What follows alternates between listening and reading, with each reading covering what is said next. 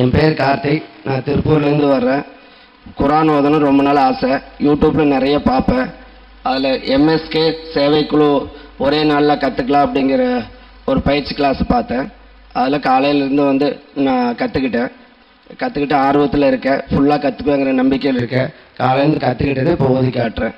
ஆ பா ச அபச, வா சா க வசக்க, ஹா ல க ஹலக, சா பா ஹ சபக, ஆ ரா ல அரள.